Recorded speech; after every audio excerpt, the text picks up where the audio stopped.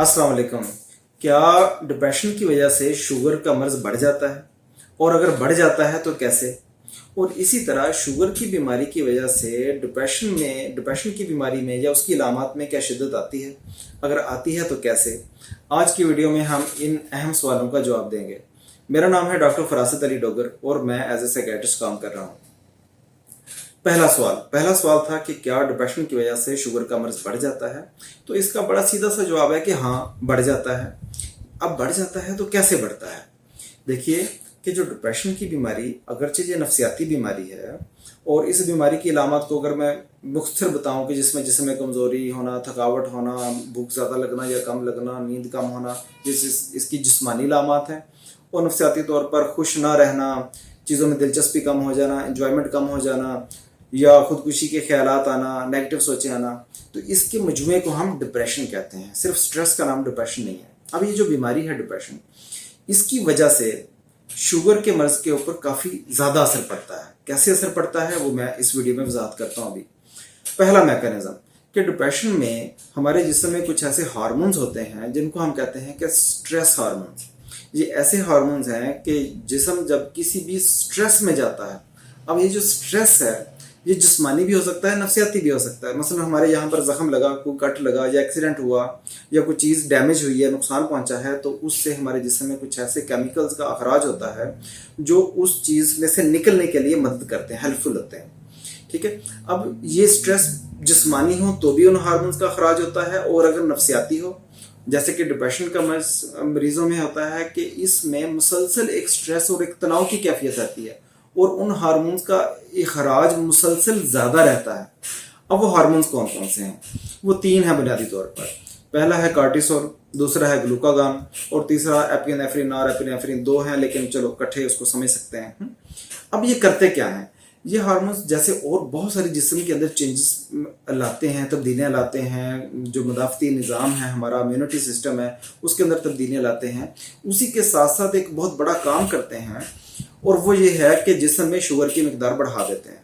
अब वक्ती तौर पे स्ट्रेस में से कोप करने के लिए जिस्म को ज़रूरत होती है ज़्यादा एनर्जी की, तो उसमें ये इन हार्मोन्स के नतीजे में शुगर की मिकदार बढ़ जाती है।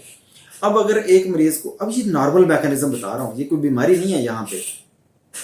अब होता क्या है कि शुगर के मर्ज में कि जब वैसे ही शुगर के हवाले से सेंसिटिविटी ज़्यादा है, थोड़ा सा मीठा खा ले शुगर बढ़ जाती है बाकी चीज़ों के हवाले से, और शुगर के मर्ज में एक तरफ साथ अजाफी तौर पर डिप्रेशन भी है, और डिप्रेशन के नतीजे में भी ऐसे हार्मोन्स हैं जिनकी वजह से शुगर ज़्यादा बढ़ जाती है, तो शुगर का कंट्रोल ख़राब हो जाता है। यहाँ पर मैं ये नहीं कह रहा कि डिप्रेशन की वजह से शुगर की बीमारी हो जाती है, ऐसा नहीं है। बल्कि अगर शुगर की बीमारी है और वो शुगर की दवाइयाँ खा रहा है या सिर्फ परहेज़ों के ऊपर है, तो अगर साथ अजाफी तौर पर डिप्रेशन भी साथ साथ है, तो उसके नतीजे में शुगर का कंट्रोल ख़राब हो सकता है। शुगर की बीमारी में जो इंटेंसिटी या सेवेरिटी बढ़ सकती है। तो ये एक मैकेनिज़्म है। और इसके अलावा जो और भी चीज़ें हो सकती हैं जो असरअंदाज होती हैं। मिसाल के तौर पर डिप्रेशन की बीमारी में यादाश्त कमज़ोर हो जाती है, या जिसम में नहीं बल्कि अंदरूनी तौर पर एक करंट, एक स्पार्क ज़िंदगी जीने का वो ख़त्म हो जाता है।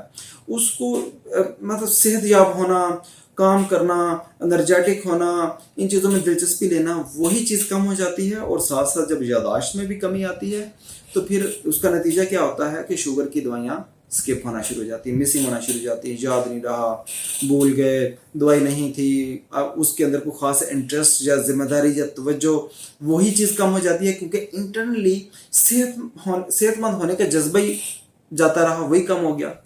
इसी तरह जो तीसरा मैकेनिज्म है वो भी बहुत अहम है कि डिप्रेशन के मरीज़ में हर वक्त एक सुस्ती तारी रहती है, एक लेजीनेस तारी रहती है। उसका लाइफस्टाइल जो है उसके हवाले से चीज़ों में आता है कि हर वक्त लेटे रहना।